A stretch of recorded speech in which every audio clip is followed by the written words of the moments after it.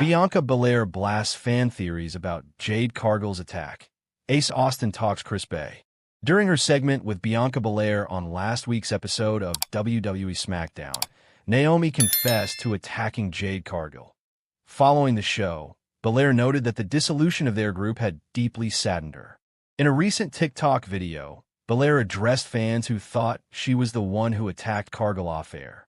The caption of the video reads, "It's crazy some of y'all really thought I would do some S***T like that. All the made-up evidence and think pieces y'all wrote on here tainted my whole Elimination Chamber win. Felt like I was going crazy and felt guilty for anything I did." During a recent appearance on the WhatCulture Wrestling podcast, Ace Austin discussed Chris Bey's recovery from his serious neck injury.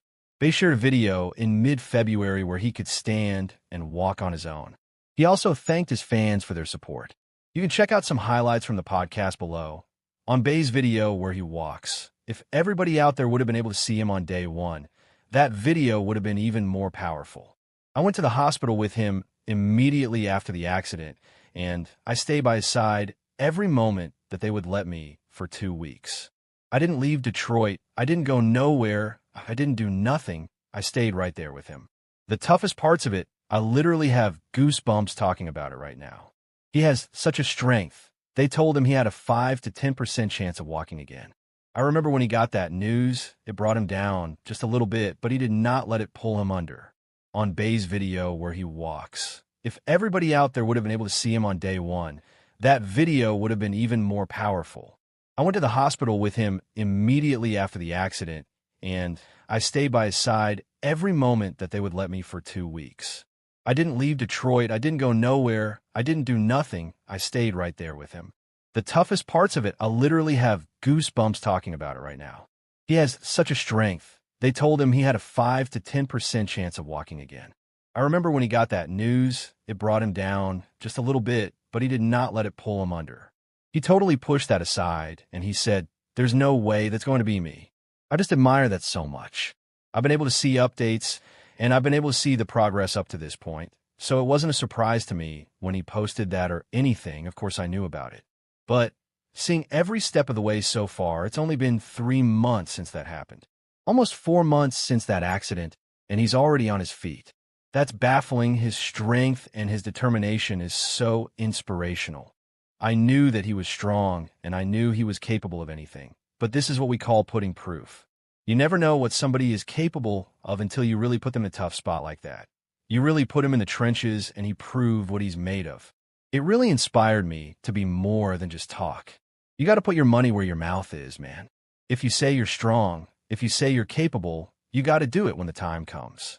He didn't tell me he was going to post that video or anything like that, but it brought me to tears when I saw it, especially on his birthday.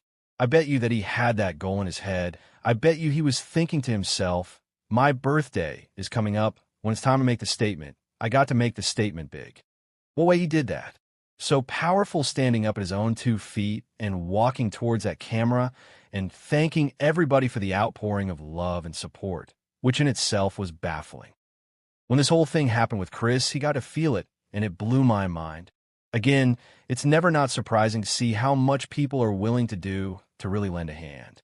It's so beautiful. I'm so glad that he's back home, and I'm so glad that he's doing so good and feeling so good. I can't wait to see him soon. He's already on his feet, so there's no way he's not going to die everything he can to at least come back to the locker room. At least come back and maybe be on camera and say a couple words. It's going to be a lot of work. It's going to be a lot of time for him to get back in the ring. But I bet you sooner than later, he's going to be right in front of that camera again, doing what he loves.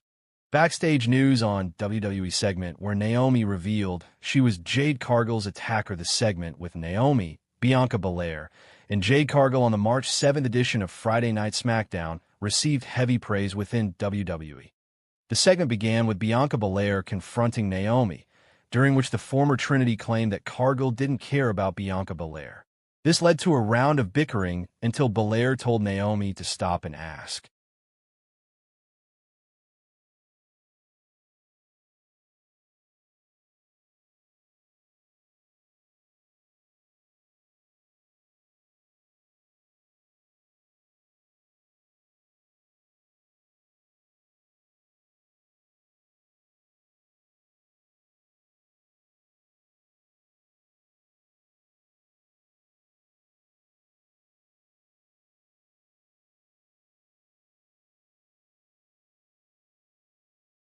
Bianca Belair reacts with a one-word message after incident with Rhea Ripley and Io Sky.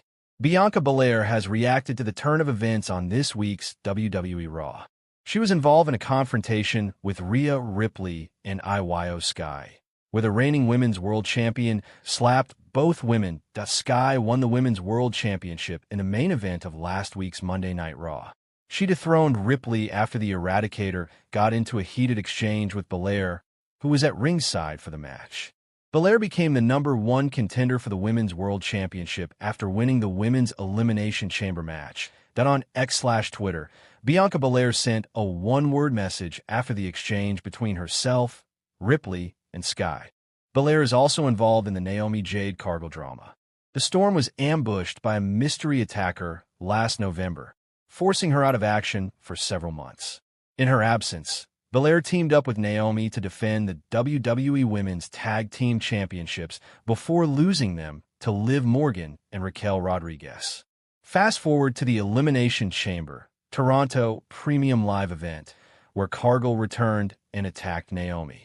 This past Friday, on SmackDown, Naomi admitted that she was the mastermind behind Cargill's attack before the latter once again laid out the now former Women's Tag Team Champion. Fast forward to the Elimination Chamber, Toronto Premium Live event, where Cargill returned and attacked Naomi.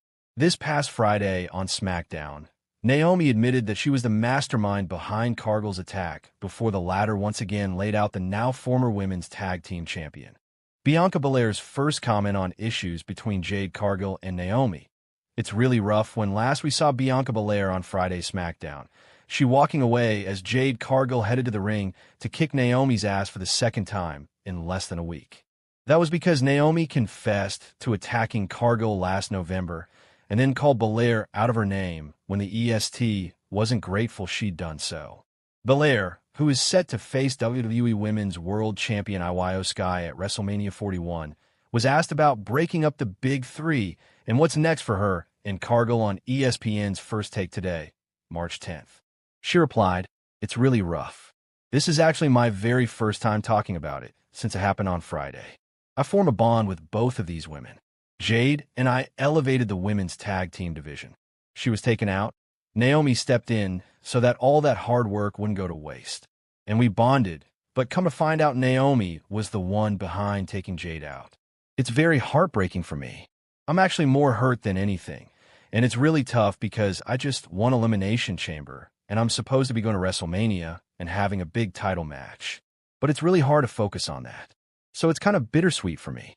I'm trying to be excited about this Elimination Chamber win, but I'm also hurt by the breakdown of the Big Three because we were doing amazing things and really representing. So it's just a really heartbreaking time for me right now." Interesting to note that for at least half of her appearance on First Take, Belair was not in character. She was for that first question, though, even as WWE may be blurring the work/shoot lines around Cargill after reports of Jade having behind-the-scenes issues with other members of the women's roster last week. Another thing Bianca does during the interview